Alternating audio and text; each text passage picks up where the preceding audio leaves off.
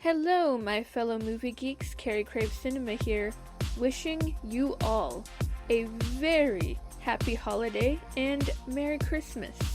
This is my Naughty and Nice series, where I will be reviewing horror and non-horror Christmas films. I hope you all enjoy.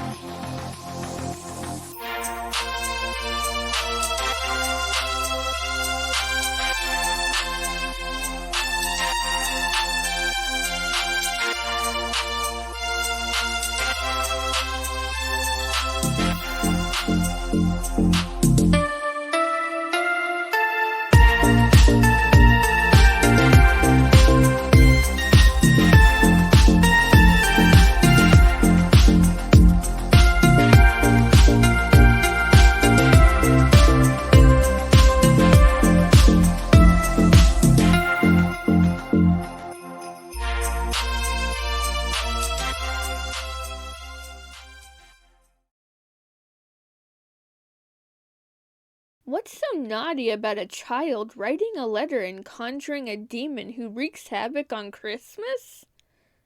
Let's review Krampus 2015. I love this crazy bunch.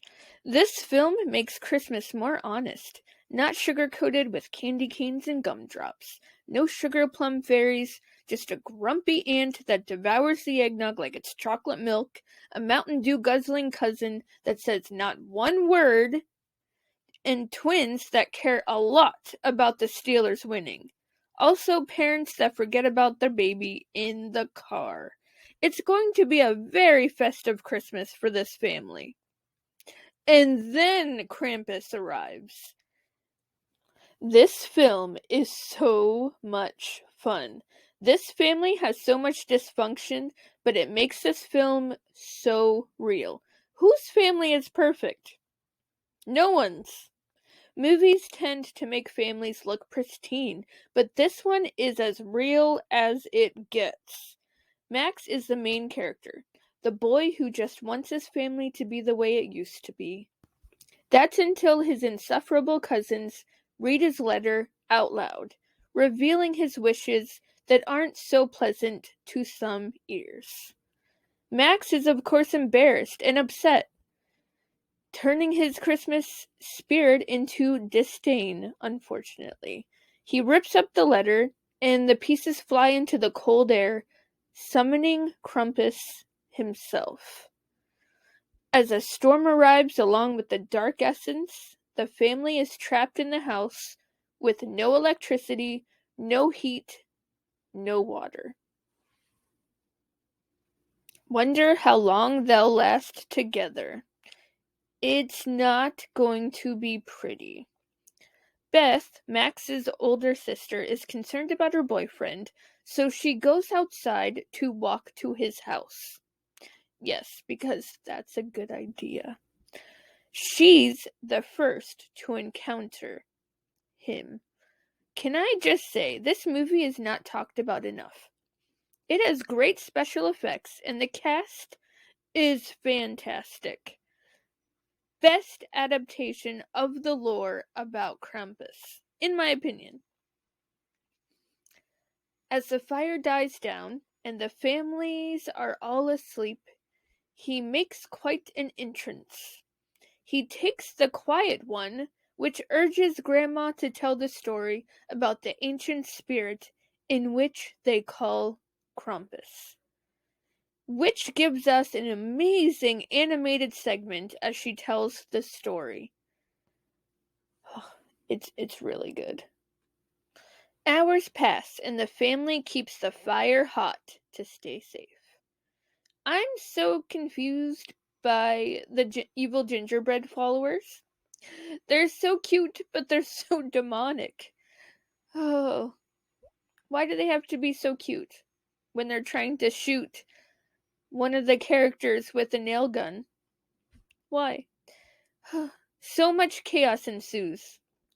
A giant jack-in-the-box, an evil bird doll, a rabid teddy bear, and a robot with razor claws. And the elves.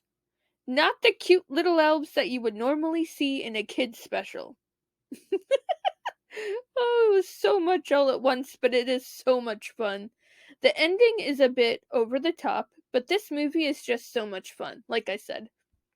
I'm going to put this film in my holiday rotation every year. If you haven't seen this film, you need to. I highly recommend it. So that's what I have to say about Krampus. It is so much fun, and I feel like it's even safe for kids to watch. At a certain higher age, but still.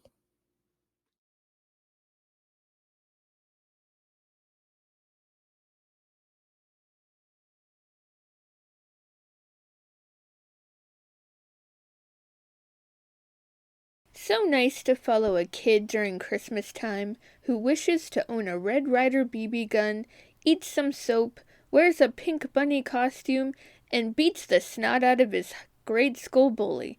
Oh, and Triple Dog dares one of his friends to lick a flagpole. Nothing fragile about this story, but it sure is fun.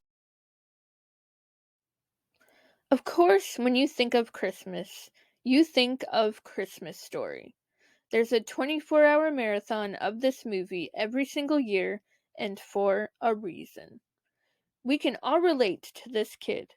Ralphie tells us a story about the Christmas he wished for a Red Ryder BB gun. He is warned many times about shooting his own eye out. But he's a kid. Will he listen? No. One track mind. Even goes to Santa, and Santa tells him the same thing, crushing his poor kid dreams. This film is a classic for a reason. We can all relate to Ralphie and to his family. This movie is set as if in the 1940s, and it had me believing it was set in that time. They did an amazing job setting the 40s scene. Ralphie, with his favorite radio show, Little Orphan Annie, excited about getting a decoder in the mail, only for the decoder to remind him to drink his Ovaltine.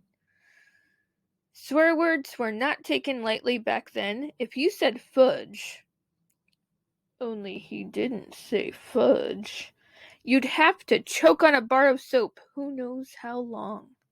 Hey, at least Ralphie stands up to his bully, Scott Fargus, after already having a bad day. Ralphie is our hero, or at least mine. We also have a fantastic narrator, voiced by Gene Shepard, who tells us the story as it progresses. What a perfect film for the holiday, and I will continue to watch it every year.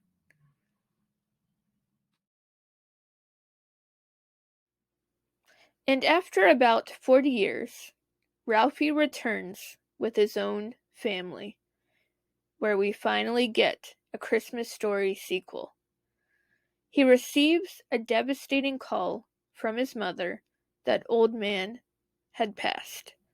I was not prepared for this when I was watching this film. It hit me so hard. It was probably the nostalgia. So that's when the nostalgia was just on overload in this film, and I loved it. I loved how they managed to bring back most of the original characters from the classic film. Flick, Randy, Schwartz, even Fargus. They all returned, and I enjoyed seeing them all again. The character growth from Vargas actually floored me. I did not expect them to take his character in that direction, but I respected it, and I approved of it. Peter Billingsley as Ralphie, even 40 years later, was a sight to see. He brought the magic back, in my opinion. His mother asks him to make a Christmas memory, like his father would, and though there were some hiccups, actually major hiccups, he still managed to do Old Man proud. I loved seeing all of the things in the attic that took me right back to the classic in 1983. If you love Christmas Story and you don't mind some modernization, then you will enjoy A Christmas Story Christmas. Whether or not you plan on being naughty or nice this year, there will be some fun reviews to fit your naughty or nice needs. Just be kind to one another and enjoy the holidays. Merry Christmas, my tinseltastic friends.